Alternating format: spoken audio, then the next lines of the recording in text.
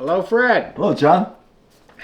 I did the handshake today. This is a connection. That's right, connection. Connection day. And that's going to come into our discussion, isn't it? Absolutely. This is a vital day for YouTubers to tune in to Fred and John Talks. We hope you'll subscribe, like us, and tell your friends because we think we have a lot of important things to say. Today is National Suicide Prevention Day, Fred. Yes, it is. And before we went on air, I always say a prayer, or John says a prayer for our episode, and I prayed for those who will take their own lives today. As a reminder, I've worked in the mental health profession for 32 years.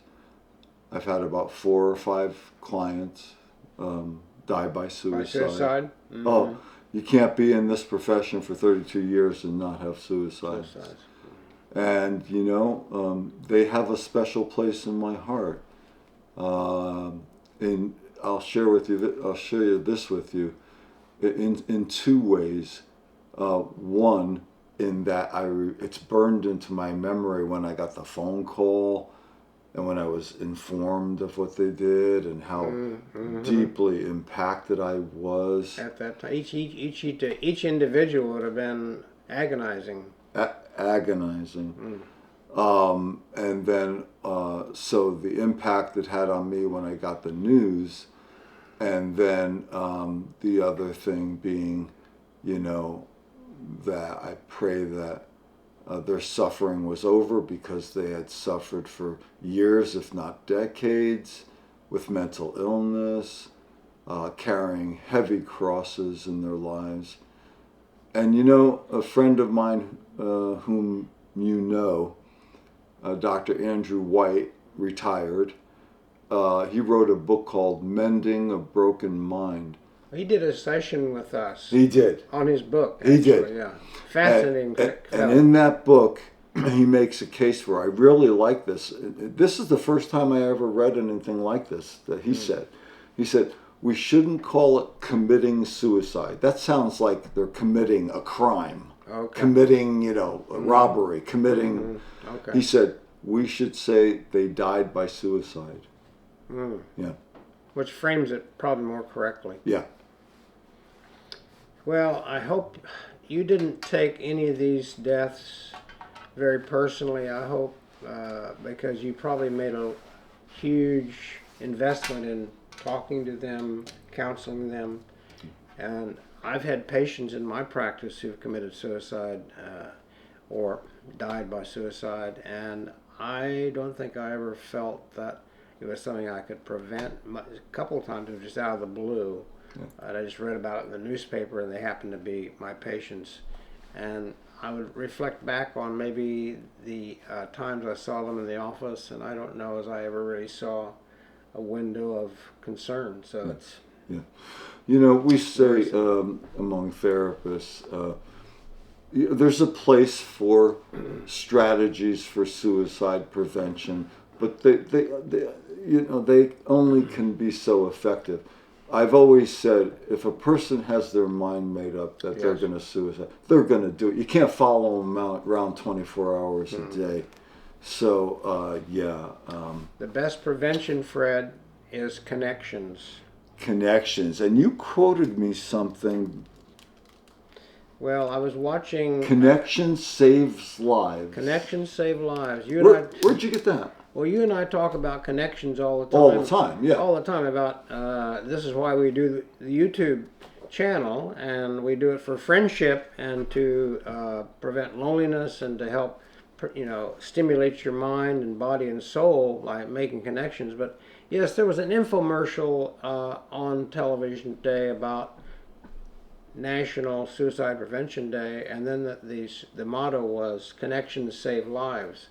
And I thought, well, that's true. We think of it in terms of saving families, saving relationships, you know, saving people from loneliness and keeping them from being isolated. But saving lives is even a bigger. It is, and it's become. I mean, suicide has been around since since the Adam and Eve ate the fruit. But we live in an increasingly, isolated society and culture. We don't have the, with the divorce rate and with the mobility of people living in different states far away from their families, we don't have that family cohesiveness anymore.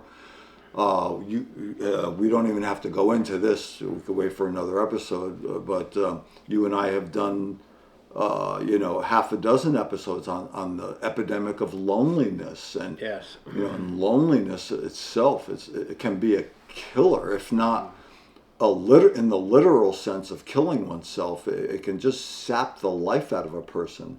I know this from firsthand experience.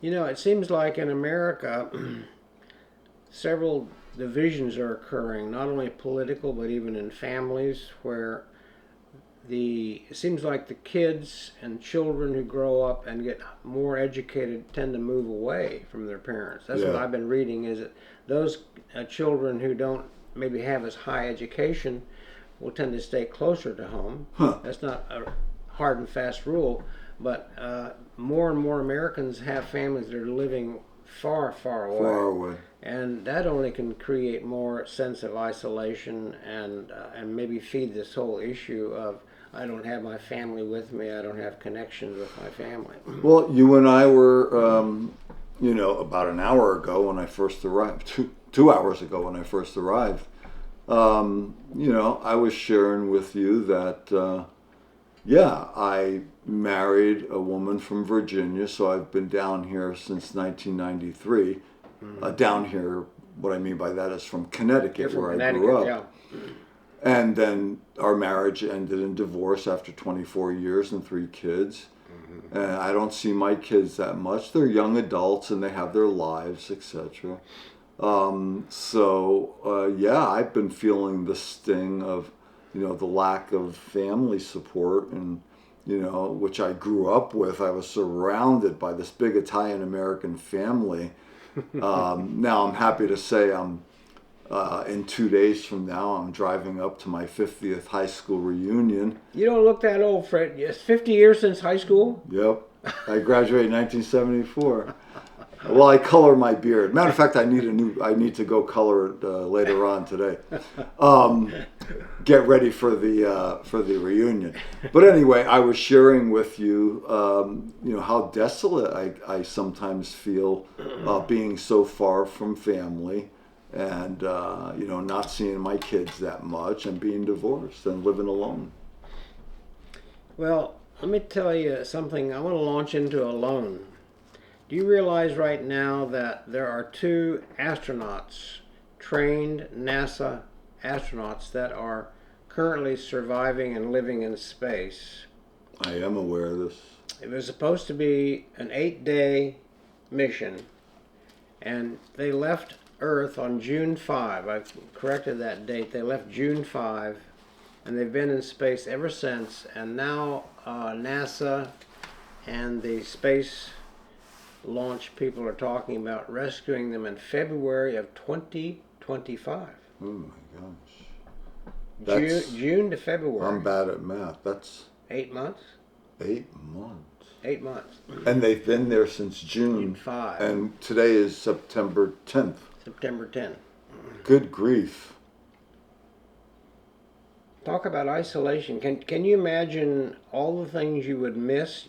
You're anticipating an 8-day mission. You train for that. You train for unexpected things, I'm sure.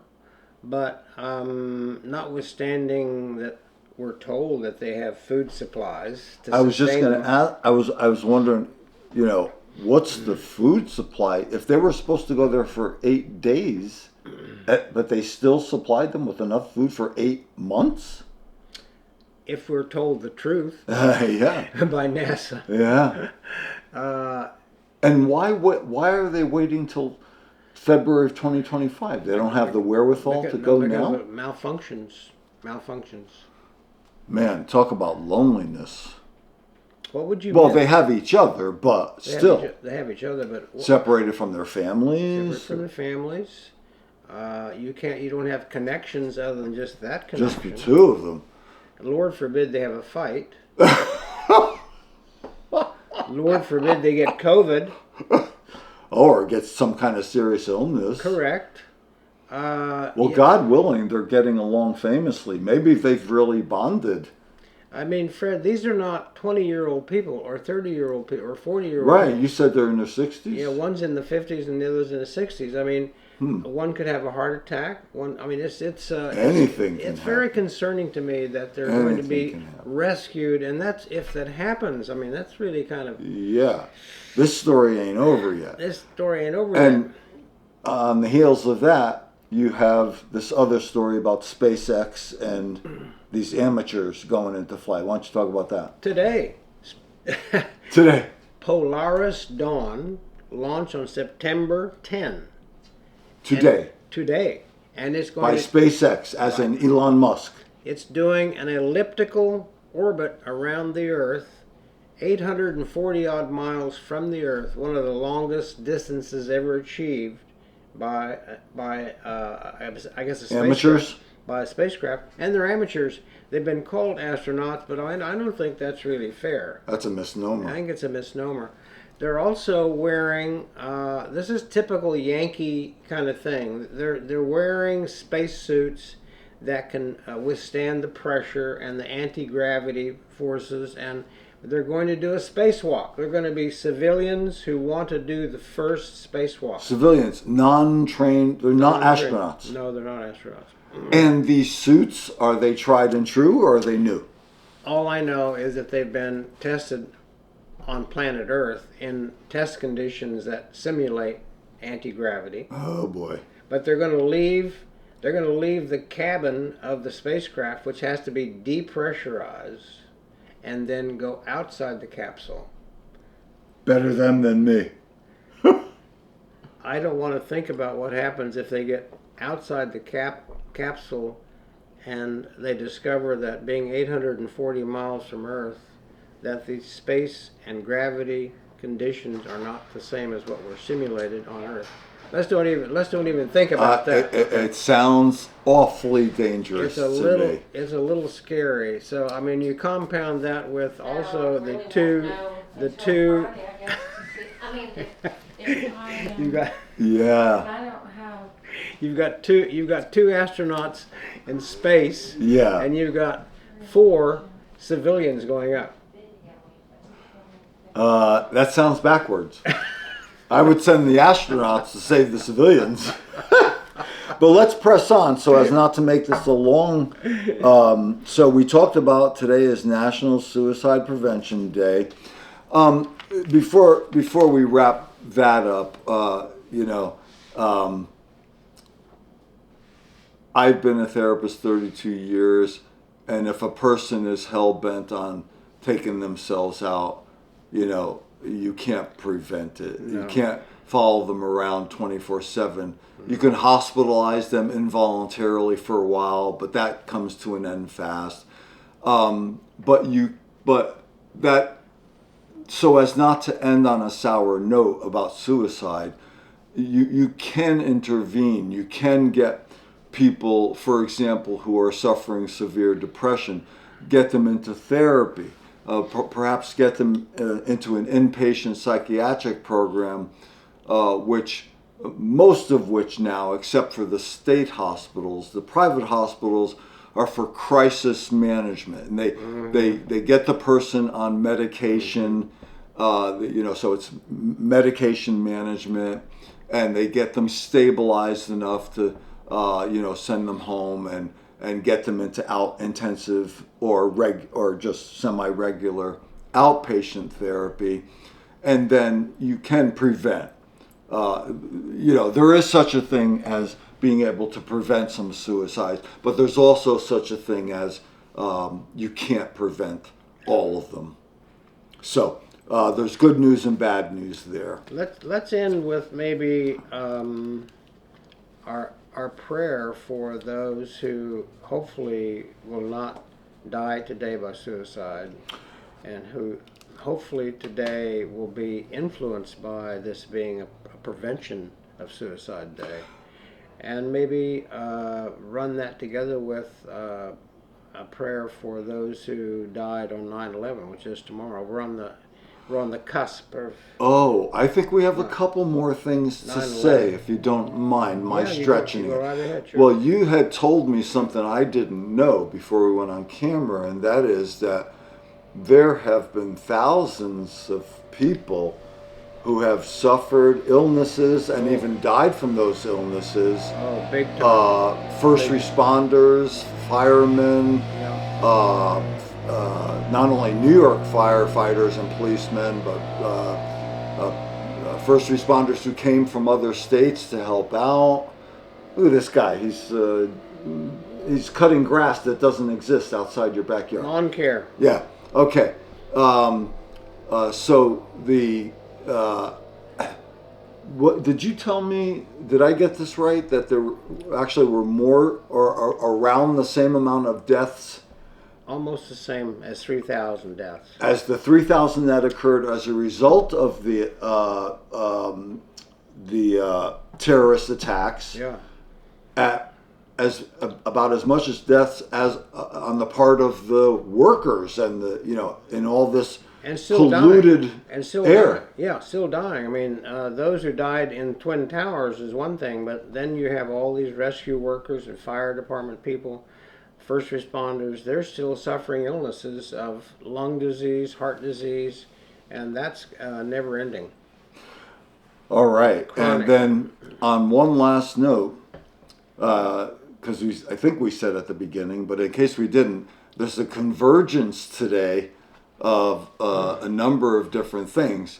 Tomorrow being 9/11, today being National Suicide Prevention Day, and all these astronauts, or I'm sorry, these two astronauts being stuck in space, and the pseudo astronauts, Citizens. the citizen astronauts going up into space. But we also have tonight, the first presidential debate between Trump and Harris. So, we're looking at the future, the near future of America and who it's going to be governed by. So that's another thing that's, That's kind of spacey to think about. It's spacey, is right. Oh my gosh. They'll make a good connection. Yeah, right. So we'll leave it at that before we stir up any more controversy than already exists about these candidates. One of the things I say, and I'm sure a lot of it, I'm no Albert Einstein, but you don't have to be to say, okay, so we have these two major political parties, I don't know if has anyone ever run on an independent ticket and won the presidency? I don't believe so. Not in our history. Okay, no. so we have this two-party system, that our brilliant founding fathers started. But I will often say, so of all these, brainiacs in D.C., these are the two best candidates we can put forward on the ballot? It is what it is. It is what it is. I don't know, John. I question that. It is what it is. That's what your mother would say. Is this too shall pass? This too shall pass. I wouldn't doubt it if a lot of people stay home and don't even vote. As a matter of fact, I know this is a very un-American thing to say, but I'm going to say it anyway. I had a mind to, because I haven't skipped voting an election. I'm 68 years old in my entire voting life. But instead of skipping it, I was going to go, but I've changed my mind. I was going to go to the polls in November and do a write-in candidate. I was going to write in Bugs Bunny. Daffy Duck and Bugs Bunny. Yeah, Daffy Duck and Bugs Bunny. Bugs Bunny as president and Daffy Duck as his vice president. Because, these make-believe characters could probably do just as good a job as these two candidates that are being put before us. Anyway, sorry, folks. Yep, I've grown cynical, like a lot of people. but I can joke about it, and you know, nothing is forever. It's all good. It's all good. You know, nothing's permanent here, but we do have to cope with the politics and the problems of our time. So yes, I believe in getting out there and vote, even if you vote for Bugs Bunny. Ciao. Ciao.